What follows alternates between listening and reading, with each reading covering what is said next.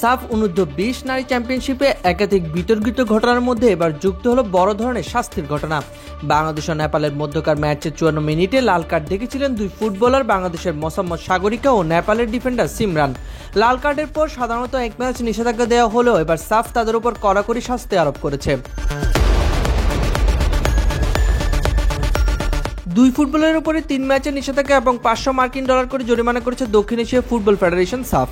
শাস্তির বিষয়টি নিশ্চিত করে বাংলাদেশ দলের ম্যানেজারের কাছে চিঠি পাঠিয়েছে সাফ। যদিও এই শাস্তির বিরুদ্ধে আপিলের সুযোগ রয়েছে, তবে সেক্ষেত্রে আবারও কয়েকশো ডলার জমা দিতে হবে।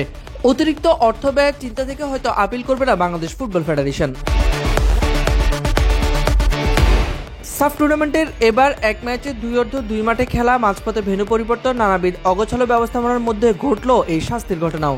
নেপালের ডিফেন্ডার সিমরান আগে থেকে ঘটনা শুরু করলেও তার উপর সমান শাস্তি পড়ায় হতাশ বাংলাদেশ দল।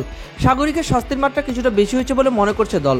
20 না পেরোনো মেয়েদের এত কঠোর শাস্তি দিয়ে নিজেদের পেশাদারিত্ব দেখানোর চেষ্টা করলেও টুর্নামেন্ট আয়োজন এখনো ভালো পেশাদারিত্বের ছাপ রাখতে পারেনি সাফ কর্তৃপক্ষ।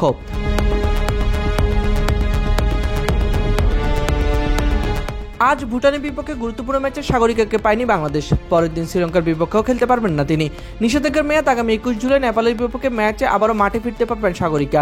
এই ম্যাচটি হয়ে উঠতে পারে টুর্নামেন্টের অলিখিত ফাইনাল। চলমান অনূর্ধ্ব-20 সাফ চ্যাম্পিয়নশিপে বাংলাদেশ দল সবকটি ম্যাচ জিতে এখন পর্যন্ত রাউন্ড রবিন লিগের পদ্ধতিতে এই টুর্নামেন্টের শীর্ষে রয়েছে। টুর্নামেন্টের বর্তমান চ্যাম্পিয়ন বাংলাদেশ কোনো অঘটন না ঘটলে আবারও শিরোপা ঘরে তুলতে যাচ্ছে।